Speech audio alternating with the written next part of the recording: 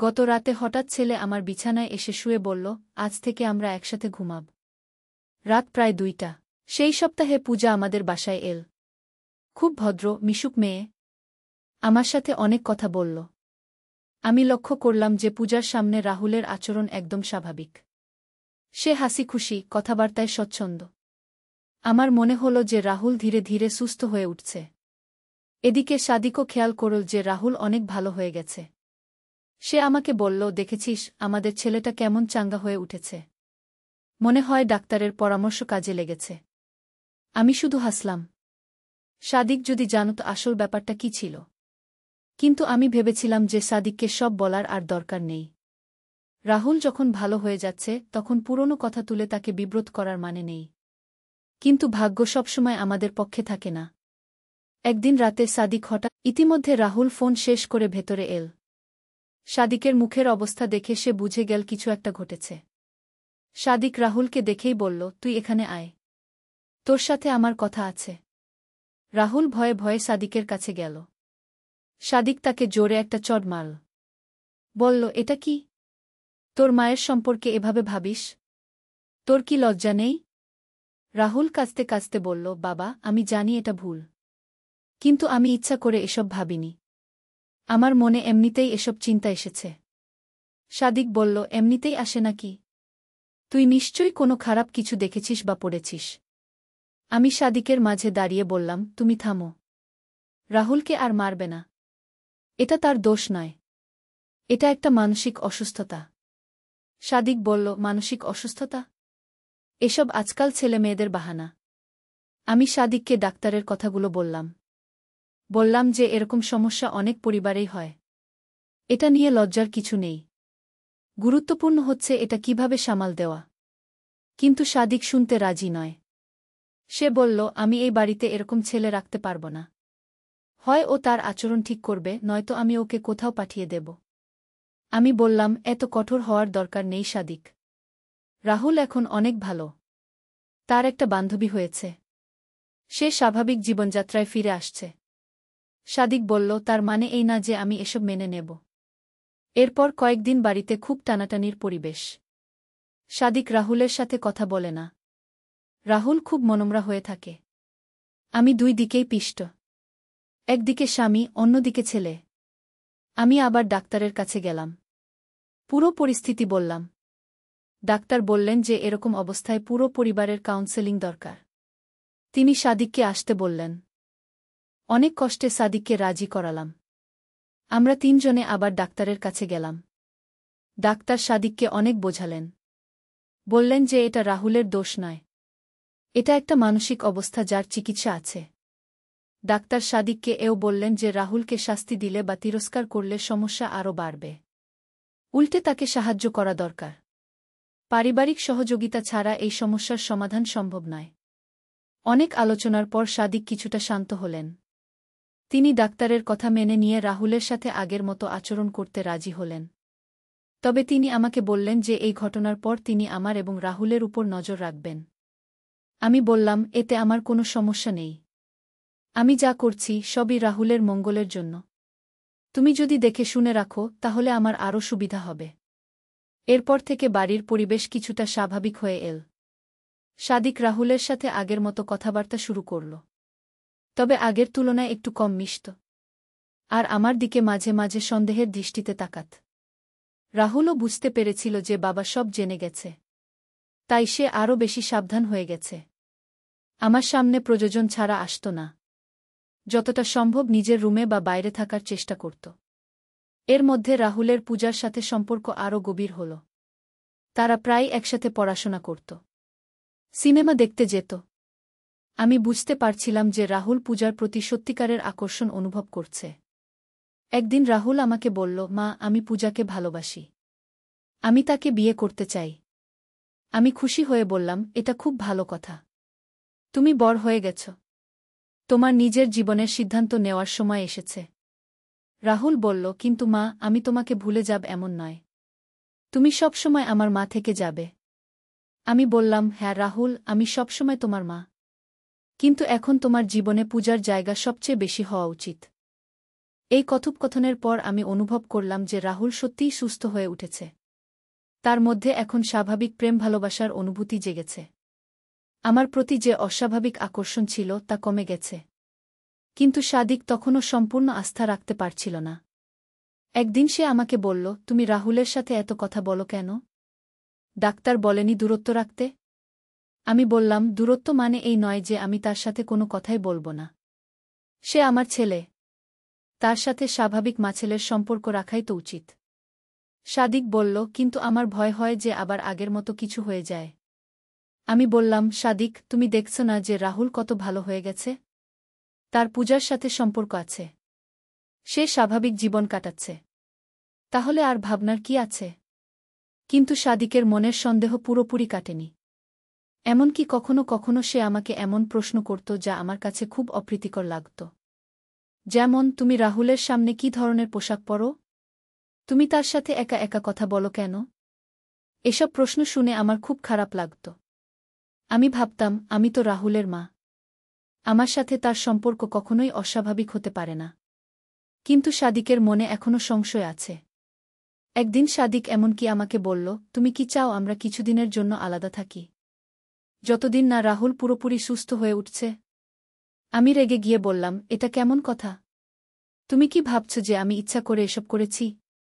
আমি তো রাহুলকে সাহায্য করার চেষ্টা করছি। সাদিক বলল, আমি তোমাকে দোষ দিচ্ছি না। কিন্তু পরিস্থিতি স্বাভাবিক করতে হলে সবাইকে সাবধান থাকতে হবে। আমি বললাম, তাহলে ভালো কথা। তুমি যা ভাবছ তাই করো। কিন্তু আমি আমার ছেলেকে ছেড়ে কোথাও যাব না। এই ঝগড়ার পর কয়েকদিন আমার এবং সাদিকের মধ্যে কথাবার্তা বন্ধ থাকল। রাহুল এই পরিস্থিতি দেখে খুব কষ্ট পেল। সে আমাকে বলল, মা, আমার কারণেই বাবার সাথে তোমার সমস্যা হয়েছে। আমি বললাম, না রাহুল, এটা তোর দোষ নয়। এটা একটা পারিবারিক সমস্যা যা আমাদের সবাইকে মিলে সমাধান করতে হবে। তুই নিজেকে দোষারোপ করিস না। কিন্তু রাহুল বলল, আমি ঠিক করেছি যে আমি ঢাকায় চলে যাব। সেখানে আমার মামার বাড়িতে থেকে পড়াশোনা চালিয়ে যাব। এতে সবার ভালো হবে। আমি রাহুলের এই কথা শুনে খুব কষ্ট পেলাম। বললাম, তোর কোনো দোষ নেই যে তুই বাড়ি ছেড়ে যাবি। তুই এখানেই থাক। আমরা সব সমাধান করে নেব। কিন্তু রাহুল বলল, না মা, আমি মনস্থির করেছি। আমি চলে যাব। এতে সবার মানসিক শান্তি হবে। আর আমিও নতুন পরিবেশে নিজেকে নতুনভাবে গড়তে পারব। শেষ পর্যন্ত রাহুল তার সিদ্ধান্তে অটল রইল। পূজাও রাহুলের সিদ্ধান্তকে সমর্থন দিল। তারা ঠিক করল যে রাহুল ঢাকায় গিয়ে পড়াশোনা শেষ করবে, তারপর তারা বিয়ে করবে। আমি খুব কষ্ট পেলেও রাহুলের সিদ্ধান্তকে মেনে নিলাম। আমি বুঝতে পারছিলাম যে এই সিদ্ধান্ত রাহুলের জন্যই ভালো। নতুন পরিবেশে সে সম্পূর্ণ নতুন জীবন শুরু করতে পারবে। রাহুল চলে যাওয়ার আগের রাতে আমার কাছে এল। সে বলল, মা, আমি জানি আমার কারণে তোমার কত কষ্ট হয়েছে। কিন্তু তুমি যেভাবে আমাকে সাহায্য করেছ তার জন্য আমি তোমার কাছে কৃতজ্ঞ। আমি রাহুলকে বুকে জড়িয়ে বললাম, তুই আমার ছেলে। তোর জন্য যা করেছি সেটাই আমার কর্তব্য ছিল। তুই ভালো থাকিস, এটাই আমার সবচেয়ে বড় চাওয়া। রাহুল বলল, আমি নিয়মিত ফোন করব। আর ছুটিতে বাড়ি আসব। কিন্তু আমি এখন বুঝতে পেরেছি যে পরিবারের সবার শান্তির জন্য একটু দূরত্ব রাখাই ভালো। পরের দিন রাহুল ঢাকায় চলে গেল। বাড়িতে খুব শূন্যতা লাগল। কিন্তু আমি জানতাম যে এটাই সবার জন্য ভালো। কয়েক মাস পর রাহুল ফোন করে বলল যে সে ঢাকায় খুব ভালো আছে। নতুন বন্ধুবান্ধব হয়েছে। পড়াশোনাও ভালো চলছে। পূজার সাথে নিয়মিত যোগাযোগ রাখছে। আমি খুশি হলাম এই শুনে যে রাহুল তার জীবন নতুনভাবে সাজিয়ে নিতে পেরেছে। ডাক্তারের কথাই ঠিক হয়েছে। সময় এবং পরিবেশ পরিবর্তনের সাথে সাথে রাহুলের মানসিক অবস্থা পুরোপুরি স্বাভাবিক হয়ে গেছে। সাদিকও এখন অনেক শান্ত। তিনি বুঝতে পেরেছেন যে আমি সব সময় রাহুলের ভালোর জন্যই চিন্তা করেছি। তার সন্দেহ এখন অনেকটাই কমে গেছে। এই পুরো ঘটনার পর আমি অনেক কিছু শিখেছি। বুঝেছি যে পরিবারে কোনো সমস্যা হলে সবাইকে ধৈর্য ধরে তার সমাধান খুঁজতে হয়। রাগ বা তিরস্কারে কিছুই সমাধান হয় না। আমি এও বুঝেছি যে ছেলেমেয়েদের বয়ঃসন্ধিকালে অনেক রকম মানসিক পরিবর্তন হয়। এসব নিয়ে অযথা লজ্জা না পেয়ে সঠিক সাহায্য নেওয়া উচিত। এখন রাহুল বছরে কয়েকবার বাড়ি আসে। পূজাকে নিয়ে আসে। আমরা সবাই মিলে খুব আনন্দের সময় কাটাই। রাহুল এখন একদম স্বাভাবিক। তার আচরণে কোনো অস্বাভাবিকতা নেই। কখনো কখনো আমার মনে হয় এই ঘটনাটা কি সত্যিই ঘটেছিল, নাকি একটা দুঃস্বপ্ন ছিল। কিন্তু আমি জানি যে এটা সব সত্যি। আর এই অভিজ্ঞতা আমাকে আরও শক্ত করেছে। আজ যখন আমি এই গল্পটা বলছি তখন রাহুলের বিয়ের প্রস্তুতি চলছে। রাহুলের বিয়ের 2 সপ্তাহ আগে একদিন সন্ধ্যায় আমি রান্নাঘরে ছিলাম। হঠাৎ ডোরবেল বাজল। সাদিক দরজা খুলতে গেল। বাইরে একজন অপরিচিত ভদ্রলোক দাঁড়িয়ে। তার সাথে একটা মেয়ে, বয়স প্রায় 25-26 হবে। সাদিক তাদের ভেতরে ডেকে আনল। ভদ্রলোক বললেন, আমি ডক্টর রহমান। আমি একজন গবেষক। আমি আপনাদের ছেলে রাহুলের একটা পুরনো বিষয় নিয়ে কথা বলতে এসেছি। আমি ভয় পেয়ে গেলাম। ভাবলাম, রাহুলের সেই পুরনো সমস্যা নিয়ে কেউ কিছু জেনে গেছে নাকি। সাদিকও চিন্তিত হয়ে পড়ল। ডাক্তার রহমান বললেন, আপনারা দুশ্চিন্তা করবেন না। আমি রাহুলের কোনো ক্ষতি করতে আসিনি, বরং একটা খুব গুরুত্বপূর্ণ বিষয় নিয়ে আলোচনা করতে এসেছি। তিনি তার সাথে আসা মেয়েটিকে পরিচয় করিয়ে দিলেন। বললেন, এই মেয়েটির নাম ডক্টর সীমা। সেও আমার সাথে গবেষণা করে। আমরা মানুষের অস্বাভাবিক মানসিক অবস্থা নিয়ে কাজ করি। আমি প্রশ্ন করলাম, রাহুলের সাথে এর কী সম্পর্ক? ডাক্তার রহমান বললেন, আপনাদের ছেলের যে সমস্যা হয়েছিল সেটা আসলে একটা বিরল মানসিক অবস্থা। আমরা এ নিয়ে গবেষণা করছি। সাদিক রেগে গিয়ে বলল, আমাদের পারিবারিক বিষয় নিয়ে আপনারা গবেষণা করবেন? এটা কী ধরনের কথা? ডাক্তার রহমান হাসতে হাসতে বললেন, না না, আপনি ভুল বুঝেছেন। আমরা রাহুলের ব্যক্তিগত তথ্য নিয়ে কিছু করব না। তিনি আরও বললেন, আসলে রাহুলের যে অভিজ্ঞতা হয়েছিল সেটা শুধু মানসিক সমস্যা নয়। এর পেছনে আরও কিছু আছে। কিছু অতিপ্রাকৃত শক্তি জড়িত থাকতে পারে। আমি আর সাদিক দুজনেই অবাক হয়ে গেলাম। সাদিক বলল, আপনি কি বলতে চাইছেন? অতিপ্রাকৃত শক্তি মানে? ডাক্তার সীমা এবার কথা বলল। সে বলল, আমরা গত 5 বছর ধরে এরকম কেসগুলো নিয়ে গবেষণা করছি। আমরা দেখেছি যে কিছু কিছু ক্ষেত্রে পারিবারিক সদস্যদের মধ্যে অস্বাভাবিক আকর্ষণ তৈরি হয় বাইরের কোনো প্রভাবে। আমি জিজ্ঞেস করলাম, বাইরের প্রভাব মানে? ডাক্তার সীমা বলল, কখনো কখনো কোনো বাড়িতে পুরনো আত্মার উপস্থিতি থাকে। সেই আত্মারা পারিবারিক সদস্যদের মানসিক অবস্থায় প্রভাব ফেলে। সাদিক হেসে বলল, এসব আমি বিশ্বাস করি না। ভূতপ্রেত এসব কুসংস্কার। ডাক্তার রহমান বললেন, আমিও প্রথমে বিশ্বাস করতাম না। কিন্তু গবেষণা করতে গিয়ে অনেক অস্বাভাবিক ঘটনার সম্মুখীন হয়েছি। তিনি বললেন, আমরা যদি আপনাদের অনুমতি পান তাহলে আপনাদের বাড়িটা একবার পরীক্ষা করে দেখতে চাই। হয়তো কোনো অস্বাভাবিক কিছু পাওয়া যেতে পারে। আমি বললাম, কিন্তু রাহুল তো এখন ভালো। তার কোনো সমস্যা নেই। ডাক্তার সীমা বলল, এটা ঠিক। কিন্তু যে শক্তি রাহুলকে প্রভাবিত করেছিল সেটা এখনও এই বাড়িতে থাকতে পারে। ভবিষ্যতে আবার কোনো সমস্যা হতে পারে। এই কথা শুনে আমার মন খারাপ হয়ে গেল। আমি বললাম, তাহলে কি করা যেতে পারে? ডাক্তার রহমান বললেন, প্রথমে আমরা বাড়িটা পরীক্ষা করব। যদি সত্যিই কোনো অস্বাভাবিক উপস্থিতি পাই তাহলে সেটা দূর করার ব্যবস্থা করব। সাদিক এখনও সংশয়ে। কিন্তু আমি ভাবলাম, যদি সত্যিই এরকম কিছু থেকে থাকে তাহলে পরীক্ষা করে দেখতে দোষ কি? আমি সাদিককে রাজি করালাম। পরের দিন ডাক্তার রহমান আর ডাক্তার সীমা তাদের কিছু যন্ত্রপাতি নিয়ে আমাদের বাড়িতে এল। তারা পুরো বাড়িটা ঘুরে ঘুরে পরীক্ষা করল। বিভিন্ন রুমে কিছু মেশিন দিয়ে মাপযোগ করল। রাহুলের পুরনো রুমে গিয়ে তারা অনেকক্ষণ থাকল। তারপর আমাদের বেডরুমেও গেল। সব জায়গায় তারা কিছু না কিছু যন্ত্র দিয়ে পরীক্ষা করল। সন্ধ্যায় তারা আমাদের কাছে এসে বলল, আমরা কিছু অস্বাভাবিক কার্যকলাপ পেয়েছি।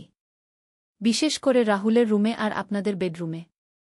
ডাক্তার সীমা বলল, আমাদের যন্ত্র অনুযায়ী এই 2 রুমে কোনো অদৃশ্য উপস্থিতি আছে। এই উপস্থিতিই সম্ভবত রাহুলের মানসিক অবস্থায় প্রভাব ফেলেছিল। আমি ভয় পেয়ে গেলাম। জিজ্ঞেস করলাম, এটা কি? কার আত্মা? ডাক্তার রহমান বললেন, এটা জানতে আমাদের আরও গবেষণা করতে হবে। তবে সম্ভবত এই বাড়িতে আগে কেউ অস্বাভাবিক মৃত্যু হয়েছে। সাদিক বলল, কিন্তু এই বাড়ি তো আমরা নতুন করে বানিয়েছি। এখানে আগে কোনো বাড়ি ছিল না। ডাক্তার সীমা বলল, তার মানে এই নয় যে এই জমিতে আগে কিছু ঘটেনি। হয়তো অনেক বছর আগে এখানে কোনো ঘটনা ঘটেছে। তারা আমাদের বলল যে এই এলাকার পুরনো ইতিহাস জানতে হবে। কোনো স্থানীয় বয়স্ক মানুষের কাছ থেকে তথ্য সংগ্রহ করতে হবে। আমরা পরের দিন আমাদের পাশের বাড়ির দাদুর কাছে গেলাম। তিনি এই এলাকায় ৭০ বছর ধরে আছেন। তাকে জিজ্ঞেস করলাম আমাদের জমিতে আগে কি ছিল। দাদু একটু চিন্তা করে বললেন, হ্যাঁ, এই জায়গায় অনেক আগে একটা পুরনো বাড়ি ছিল। সেই বাড়িতে একটা পরিবার থাকত। কিন্তু সেই পরিবারের সাথে একটা দুঃখজনক ঘটনা ঘটেছিল। আমরা জিজ্ঞেস করলাম, কি ঘটনা? দাদু বললেন, সেই পরিবারের এক ছেলে তার মায়ের প্রেমে পড়ে গিয়েছিল। তখনকার দিনে এরকম ব্যাপার খুবই লজ্জার ছিল। ছেলেটি শেষ পর্যন্ত আত্মহত্যা করেছিল। আমার গায়ের লোম খাড়া হয়ে গেল। এই ঘটনা তো রাহুলের সাথে ঘটা ঘটনার মতোই। দাদু আরও বললেন, সেই ছেলেটির মা পরে পাগল হয়ে গিয়েছিল। সে নিজেকে দোষারোপ করত। শেষে সেও মারা গেছে। দাদুর কাছ থেকে এসব শোনার পর আমরা ডাক্তার রহমানকে জানালাম। তিনি বললেন, এই তথ্য আমাদের গবেষণায় অনেক সাহায্য করবে। সম্ভবত সেই ছেলে এবং মায়ের আত্মা এই জমিতে আটকে আছে। ডাক্তার সীমা বলল, এরকম ক্ষেত্রে যা হয়, সেই আত্মারা তাদের অপূর্ণ কামনা অন্যদের মধ্যে সঞ্চারিত করে। রাহুলের ক্ষেত্রে হয়তো সেই ছেলের আত্মা তার মধ্যে প্রবেশ করেছিল। আমি জিজ্ঞেস করলাম, এখন কি করা যাবে? তারা বলল, এই আত্মাদের শান্তি দিতে হবে। একটা বিশেষ পূজা বা রিচুয়াল করতে হবে। তারা আমাদের সাথে আমার এবং সাদিকের মনে যে সংশয় ছিল সেটাও দূর হয়ে গেল। আমরা বুঝতে পারলাম যে রাহুলের সমস্যা আসলে তার নিজের নয়, বাইরের কোনো প্রভাবের কারণে হয়েছিল। রাহুলের বিয়ে খুব ভালোভাবেই হল। পূজাও এই পুরো ঘটনা জানার পর রাহুলকে আরও ভালোবাসতে লাগল। তারা এখন খুব সুখে আছে। এই ঘটনার পর আমি বুঝেছি যে আমাদের চারপাশে অনেক রহস্যময় বিষয় আছে যা আমরা সাধারণত দেখতে পাই না। কখনো কখনো সেই অদৃশ্য শক্তিগুলো আমাদের জীবনে প্রভাব ফেলে। আজ যখন আমি এই পুরো গল্পটা বলছি, তখন রাহুল আর পূজার একটি ছোট ছেলে হয়েছে। তার নাম অর্জুন। খুব ফুটফুটে আর হাসি খুশি। আমি এখন নানি হয়েছি। কখনো কখনো আমার মনে হয় এই পুরো অভিজ্ঞতা আমাদের পরিবারকে আরও শক্তিশালী করেছে। আমরা শিখেছি যে যে কোনো সমস্যার সমাধান আছে, শুধু ধৈর্য আর সঠিক পদক্ষেপ নিতে হয়। আর সবচেয়ে গুরুত্বপূর্ণ যে বিষয়টি আমি শিখেছি তা হল পারিবারিক ভালোবাসার শক্তি। যতই সমস্যা হোক না কেন, পরিবারের সদস্যরা যদি একসাথে থাকে এবং একে অপরকে সাহায্য করে, তাহলে সব বাধা অতিক্রম করা সম্ভব। এই গল্পটি বলার মূল উদ্দেশ্য হল যারা এরকম সমস্যার মধ্যে পড়েছেন বা পড়বেন, তারা যেন হতাশ না হন। সব সমস্যারই সমাধান আছে। শুধু সঠিক সাহায্য নিতে হয় এবং ধৈর্য রাখতে হয়। কখনো কখনো আমাদের মনে হতে পারে যে আমরা একা, কেউ আমাদের বুঝবে না। কিন্তু বাস্তবে এরকম সমস্যা অনেক পরিবারেই হয়ে থাকে। লজ্জা না পেয়ে সাহায্য চাইতে হয়। আর যারা এই ধরনের অতিপ্রাকৃত বিষয়ে বিশ্বাস করেন না, তাদের জন্য বলব যে আমিও আগে বিশ্বাস করতাম না। কিন্তু নিজের অভিজ্ঞতার পর আমার মনোভাব পরিবর্তন হয়েছে। আমার এই গল্প যদি কারো কাজে লাগে তাহলে আমি খুশি হব। যারা শুনেছেন তারা অবশ্যই মন্তব্য করে জানাবেন আপনাদের মতামত। আর হ্যাঁ, আমাদের চ্যানেল সাবস্ক্রাইব করতে ভুলবেন না। এরকম আরও অনেক সত্যি গল্প আমরা নিয়মিত শেয়ার করি। অনেকেই হয়তো প্রশ্ন করবেন যে এই গল্পটি কতটা সত্যি। আমি বলবো, এর প্রতিটি কথাই সত্যি। আমি নিজে এই অভিজ্ঞতার মধ্যে দিয়ে গেছি। তাই বিশ্বাস করতে অসুবিধা হলেও এটাই বাস্তবতা। জীবনে অনেক রহস্যময় ঘটনা ঘটে যা আমাদের চিন্তাভাবনাকে পরিবর্তন করে দেয়া। আমার পরিবারের সাথে যা ঘটেছে সেটাও তেমনি একটি ঘটনা। আজ আমি এই গল্প শেষ করছি এই কথা দিয়ে যে জীবনের যে কোনো সমস্যার সামনে হাল ছাড়া উচিত নয়। ভালোবাসা, ধৈর্য আর সঠিক সাহায্যের মাধ্যমে সব সমস্যার সমাধান সম্ভব। আর কখনো কখনো সেই সমাধান এমন জায়গা থেকে আসে যা আমরা ভাবতেও পারি না। ধন্যবাদ সবাইকে এই দীর্ঘ গল্পটি ধৈর্য ধরে শোনার জন্য। আমি রিনা খান বলছিলাম। আবার কথা হবে নতুন কোনো গল্প নিয়ে। ভালো থাকবেন সবাই। ঘুমিয়েছিলাম। হঠাৎ কেউ আমার বিছানায় শুয়ে পড়ল। চোখ খুলে দেখি ছেলে। আমি বললাম, কি হয়েছে? তোর রুমে যা। সে বলল, মা, আমার ভয় লাগছে। আজ আমি এখানে থাকব। আমি জায়গা করে দিলাম। কিন্তু সে আমাকে জড়িয়ে ধরে শুয়ে রইল। আমি বললাম, এভাবে কেন শুয়েছিস? সে বলল, মা, তোমার কাছে থাকলে আমার ভাল লাগে। তার নিঃশ্বাস আমার ঘাড়ে লাগছিল। আমি নড়তে চেষ্টা করলাম কিন্তু সে আরও শক্ত করে ধরল। সে বলল, মা, স্বামী স্ত্রী এভাবেই একসাথে ঘুমায়। আমি চমকে উঠলাম। সে আমার কানে ফিসফিস করে বলল, আমি তোমাকে ভালোবাসি। তুমি আমার স্ত্রী হও। আমার শরীর কাঁপতে লাগল। তার হাত আমার কোমরে। রাতের অন্ধকারে তার চোখ জ্বলজ্বল করছে। আমি ঘুমাতে পারলাম না সারা রাত। এই গল্পটি সম্পূর্ণ শুনলে আপনাদের পানি অটোমেটিক বের হয়ে যাবে, সো যত দ্রুত সম্ভব হাতের কাছে টিস্যু নিয়ে বসে পড়ো। বিছানার চাদর যেন নষ্ট না হয় সেটা সম্পূর্ণ খেয়াল রাখার অনুরোধ জানিয়ে গল্পটি এখন শুরু করব। তার আগে সর্বশেষ অনুরোধ, দয়া করে এমন পানি বের করার গল্প নিয়মিত শুনতে আমাদের চ্যানেলটি সকলেই সাবস্ক্রাইব করুন। ধন্যবাদ। হ্যালো বন্ধুরা, আমার নাম রিনা খান। আমার বয়স ৪৪ বছর। আমার স্বামীর নাম সাদিক খান, বয়স ৪৭ বছর। আমাদের ২ সন্তান, রাহুল আর সোনিয়া। রাহুল ২১ বছর বয়সী, ইউনিভার্সিটিতে পড়ে। সোনিয়া ১৪ বছর বয়সী, স্কুলে যায়। আমি যা বলতে যাচ্ছি তা বিশ্বাস করা কঠিন মনে হতে পারে, কিন্তু এটা সব সত্যি। আমার জীবনে এমন কিছু ঘটেছে যা আমি কখনো ভাবতেও পারিনি। গত মাসের ঘটনা এই।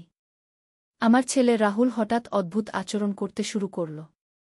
প্রতি রাতে সে আমার রুমে আসত আর বলত যে তার ভয় লাগছে। শুরুতে আমি ভেবেছিলাম হয়তো পড়াশোনার চাপ বা কোনো দুশ্চিন্তার কারণে এমনটা হচ্ছে। কিন্তু দিন যতই যেতে লাগল তার আচরণ ততই অস্বাভাবিক হতে থাকল। সেদিন রাতে যখন সে আমার বিছানায় এসে শুল, আমি বুঝতে পারলাম যে কিছু একটা খুবই ভুল হচ্ছে। তার কথাবার্তা, তার আচরণ, কিছুই স্বাভাবিক ছিল না। আমি সারারাত ভেবেছি এর পেছনে কী কারণ থাকতে পারে। পরের দিন সকালে আমি স্বামীর সাথে এ নিয়ে কথা বললাম। কিন্তু সাদিক বলল, ছেলেদের বয়ঃসন্ধিকালে এরকম হয়। কিছুদিন পরে সব ঠিক হয়ে যাবে। কিন্তু আমি মানতে পারছিলাম না। কারণ যা ঘটেছিল তা কোনো স্বাভাবিক বয়ঃসন্ধিকালীন আচরণ ছিল না। রাহুল যেভাবে আমাকে ধরে রেখেছিল, যা বলেছিল, তা একদমই স্বাভাবিক নয়। আমি ইন্টারনেটে খোঁজাখুঁজি শুরু করলাম। বিভিন্ন ওয়েবসাইটে দেখলাম এরকম আচরণ কোনো মানসিক সমস্যার লক্ষণ হতে পারে। পরের কয়েকদিন আমি রাহুলকে খুব মনোযোগ দিয়ে লক্ষ্য করতে লাগলাম। দেখলাম যে সে স্কুল থেকে ফিরে আসার পর একদম চুপচাপ থাকে।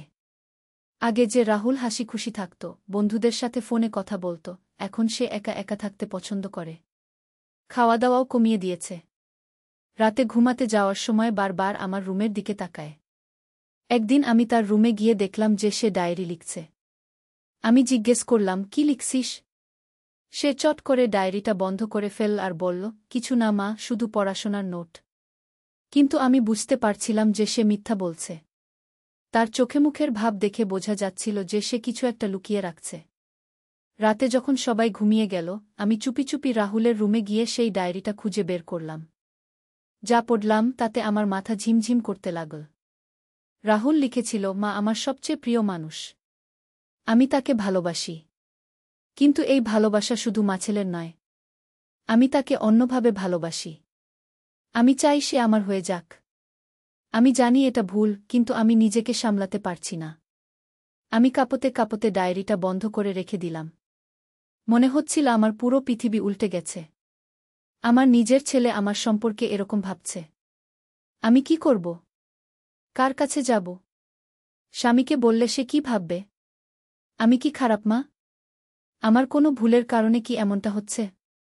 সারারাত আমি ঘুমাতে পারলাম না। একবার ভাবছি সাদিককে সব বলে দেব, আবার ভাবছি না, এতে আরও জটিলতা বাড়বে।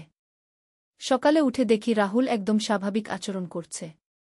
আমার সাথে হাসি মুখে কথা বলছে, নাশতা খাচ্ছে। মনে হচ্ছিল গত রাতের কোনো ঘটনাই ঘটেনি। কিন্তু আমি বুঝতে পারছিলাম যে রাহুল ভেতরে ভেতরে একটা দ্বন্দ্বের মধ্যে রয়েছে। তার চোখের ভাষা আলাদা। যখনই আমি তার দিকে তাকাই সে অন্যদিকে তাকিয়ে থাকে। আগে যে রাহুল আমার সাথে সব বিষয়ে খোলামেলা কথা বলত, এখন সে নিজেকে গুটিয়ে নিয়েছে। দিনে আমি ইন্টারনেটে অনেক খোঁজাখুঁজি করলাম। দেখলাম যে এরকম সমস্যা অনেক পরিবারেই হয়ে থাকে। বিশেষত যে সব পরিবারে বাবা মা ছেলে মেয়েদের সাথে খুব বেশি ঘনিষ্ঠ সম্পর্ক বজায় রাখেন। আমি বুঝতে পারলাম যে রাহুল আসলে একটা মানসিক বিভ্রান্তির মধ্যে রয়েছে। তার বয়ঃসন্ধিকালীন হরমোনাল পরিবর্তন আর আমার প্রতি স্বাভাবিক ভালোবাসা মিলে এক ধরনের জটিল অনুভূতির সৃষ্টি করেছে। আমি ভাবলাম যে একজন মনোচিকিৎসকের সাহায্য নেওয়া দরকার। কিন্তু রাহুলকে কিভাবে বোঝাব? আর স্বামীকেই বা কিভাবে বলব? সাদিক খুবই রক্ষণশীল মানুষ। সে এসব বিষয়ে খুব একটা খোলামেলা নয়। তার কাছে এই ব্যাপারটা বললে সে হয়তো রাহুলকে দোষারোপ করবে, যা পরিস্থিতি আরও খারাপ করে তুলবে। পরের রাতে আবার রাহুল আমার রুমে এল। এবারে আমি প্রস্তুত ছিলাম। আমি তাকে বললাম, রাহুল, তুই কি কোনো সমস্যার মধ্যে আছিস? কিছু হয়েছে? সে প্রথমে কিছুই বলল না। তারপর আস্তে আস্তে বলল, মা, আমি জানি না কি হচ্ছে আমার সাথে। আমি তোমার কথা ভাবলেই অদ্ভুত লাগে। আমি তোমাকে আগের মতো দেখতে পারছি না। আমার মনে অদ্ভুত চিন্তা আসে। আমি তাকে কাছে টেনে নিয়ে বললাম, দেখ রাহুল, এটা তোর বয়সের একটা স্বাভাবিক ব্যাপার। তোর শরীরে হরমোনের পরিবর্তন হচ্ছে। এই সময় অনেক রকম অনুভূতি আসে যায়। কিন্তু তুই এটা নিয়ে দুশ্চিন্তা করিস না। আমি তোর মা, আর সবসময় তোর মা থাকব। আমরা একসাথে এই সমস্যার সমাধান করব। রাহুল কাঁদতে কাঁদতে বলল, মা, আমি জানি এটা ভুল। কিন্তু আমি কিছু করতে পারছি না। আমার মনে হয় আমি পাগল হয়ে যাচ্ছি। আমি তাকে বুকে জড়িয়ে ধরে বললাম, না রাহুল, তুই পাগল নিস না। তুই শুধু একটু বিভ্রান্ত হয়ে আছিস। আমরা একজন ডাক্তারের কাছে যাব। সে তোকে সাহায্য করবে। কিন্তু রাহুল বলল, না মা, কেউ জানতে পারবে না এই ব্যাপারে। আমার খুব লজ্জা লাগে। আমি বললাম, দেখ, এটা লজ্জার কিছু না। অনেক মানুষের সাথেই এরকম হয়। গুরুত্বপূর্ণ হচ্ছে এটা কিভাবে সামলানো।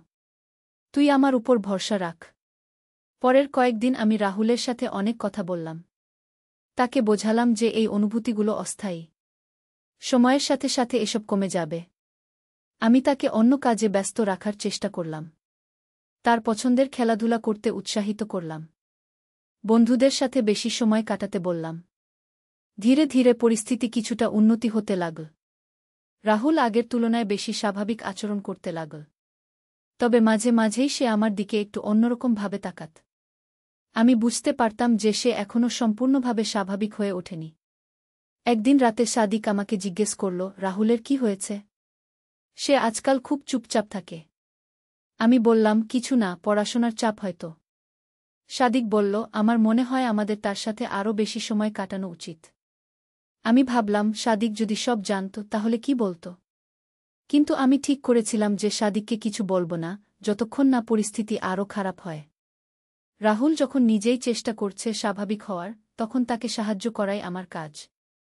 এদিকে আমি নিজেও একটা অদ্ভুত অবস্থার মধ্যে ছিলাম। রাহুলের সামনে স্বাভাবিক আচরণ করার চেষ্টা করলেও ভেতরে ভেতরে আমি খুব অস্বস্তিতে ছিলাম। আমার মনে প্রশ্ন জাগত, আমি কি কখনো অনিচ্ছাকৃতভাবে এমন কোনো ইশারা দিয়েছি যার কারণে রাহুলের মনে এরকম ভাবনা এসেছে? আমি কি পোশাক-আশাক বা আচার-আচরণে কোনো ভুল করেছি? আমি আমার নিজের আচরণ বিশ্লেষণ করতে লাগলাম।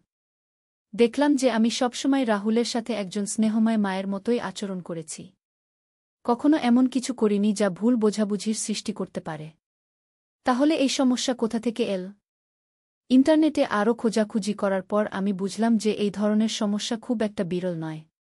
বিশেষত সেসব পরিবারে যেখানে মা-ছেলের মধ্যে গভীর বন্ধন রয়েছে। কখনো কখনো ছেলেরা তাদের প্রথম প্রেমের অনুভূতি মায়ের সাথেই যুক্ত করে ফেলে, কারণ মাই তাদের জীবনে প্রথম এবং সবচেয়ে কাছের নারী। মনোবিজ্ঞানের ভাষায় এটাকে বলে ওডিপাস কমপ্লেক্স।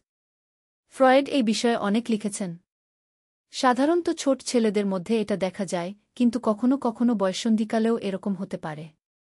আমি বুঝতে পারলাম যে রাহুলের সাথে যা হচ্ছে তা একটা মনোবৈজ্ঞানিক সমস্যা, যার চিকিৎসা আছে। আমি একটা মনোচিকিৎসকের খোঁজ নিলাম। ডাক্তারের সাথে ফোনে কথা বলে পুরো বিষয়টা বললাম। ডাক্তার বললেন যে এরকম কেসে পরিবারের সবার সাহায্য দরকার। তিনি রাহুলের সাথে একা কথা বলতে চান, পাশাপাশি আমার এবং সাদিকের সাথেও কাউন্সেলিং করতে চান। কিন্তু সমস্যা হল সাদিককে কিভাবে বলা যায়। আমি ভেবে ভেবে ঠিক করলাম যে সাদিককে একটু একটু করে প্রস্তুত করব। প্রথমে তাকে বলব যে রাহুলের কিছু মানসিক সমস্যা হয়েছে, কাউন্সেলিং দরকার। পরে ধীরে ধীরে পুরো ব্যাপারটা বলব। একদিন সন্ধ্যায় সাদিক অফিস থেকে ফিরে এসে বলল, আজ অফিসে একজন কলিগ বলছিল যে তার ছেলের মানসিক সমস্যা ছিল, কাউন্সেলিং করিয়ে অনেক উপকার পেয়েছে। আমি ভাবলাম, এটা একটা ভালো সুযোগ। আমি বললাম, হ্যাঁ, আজকাল ছেলেমেয়েদের অনেক মানসিক চাপ থাকে। আমার মনে হয় রাহুলেরও কিছু সমস্যা হয়েছে। সাদিক জিজ্ঞেস করল, কী রকম সমস্যা? আমি বললাম, সে খুব চুপচাপ থাকে, মনমরা। পড়াশোনায় মন দিতে পারছে না। হয়তো কাউন্সেলিং করালে ভালো হবে। সাদিক বলল, ঠিক আছে, চল একবার ডাক্তারের কাছে নিয়ে যাই। আমি খুশি হলাম যে সাদিক রাজি হয়ে গেছে। এখন রাহুলকে বোঝানোর পালা। সেদিন রাতে আমি রাহুলকে বললাম, দেখ, আমরা একজন ডাক্তারের কাছে যাব। সে তোর সাথে কথা বলবে, তোকে সাহায্য করবে। রাহুল প্রথমে অনেক আপত্তি করল। বলল, আমি কারো সাথে কথা বলবো না। আমার কিছু হয়নি। আমি বললাম, দেখ রাহুল, এটা তোর একার সমস্যা নয়। আমাদের পুরো পরিবারের সমস্যা। আমরা সবাই মিলে এর সমাধান করব। তুই যদি আমাকে ভালোবাসিস, তাহলে এই ছোট্ট সাহায্যটা করবি। অনেক বোঝানোর পর রাহুল রাজি হল। আমরা পরের সপ্তাহে ডাক্তারের অ্যাপয়েন্টমেন্ট নিলাম। ডাক্তারের কাছে যাওয়ার আগের রাতে রাহুল আবার আমার রুমে এল। এবারে সে আগের মতো অদ্ভুত আচরণ করল না। সে শুধু বলল, মা, আমার খুব ভয় লাগছে। যদি ডাক্তার আমাকে পাগল বলে? যদি বাবা জানতে পারে আমার আসল সমস্যা কি? আমি তাকে আশ্বস্ত করলাম। বললাম, কিছুই হবে না। ডাক্তার তোকে সাহায্য করবে। আর বাবাকে সব বলার দরকার নেই। যতটুকু বলা দরকার ততটুকুই বলব। পরের দিন আমরা ৩ জন মিলে ডাক্তারের কাছে গেলাম। ডাক্তার প্রথমে আমাদের সবার সাথে একসাথে কথা বললেন। তারপর রাহুলকে আলাদা করে নিয়ে প্রায় ১ ঘণ্টা কথা বললেন। এরপর আমার সাথে আলাদা কথা বললেন। ডাক্তার আমাকে বললেন যে রাহুল আসলেই একটা মানসিক বিভ্রান্তির মধ্যে রয়েছে। কিন্তু এটা খুব একটা গুরুতর কিছু নয়। কিছু কাউন্সেলিং আর পারিবারিক সাহায্যে এটা ঠিক হয়ে যাবে। তিনি আমাকে কিছু নির্দেশনা দিলেন যে কিভাবে রাহুলের সাথে আচরণ করতে হবে। ডাক্তার বললেন যে রাহুলকে এখন একটু দূরত্ব বজায় রেখে চলতে হবে। খুব বেশি কাছাকাছি আসা যাবে না। তার স্বাধীনতা বাড়াতে হবে। নিজের রুমে থাকতে উৎসাহিত করতে হবে। বন্ধুদের সাথে মেলামেশা বাড়াতে হবে। এবং সবচেয়ে গুরুত্বপূর্ণ, তাকে মেয়েদের সাথে স্বাভাবিক মেলামেশার সুযোগ দিতে হবে। আমি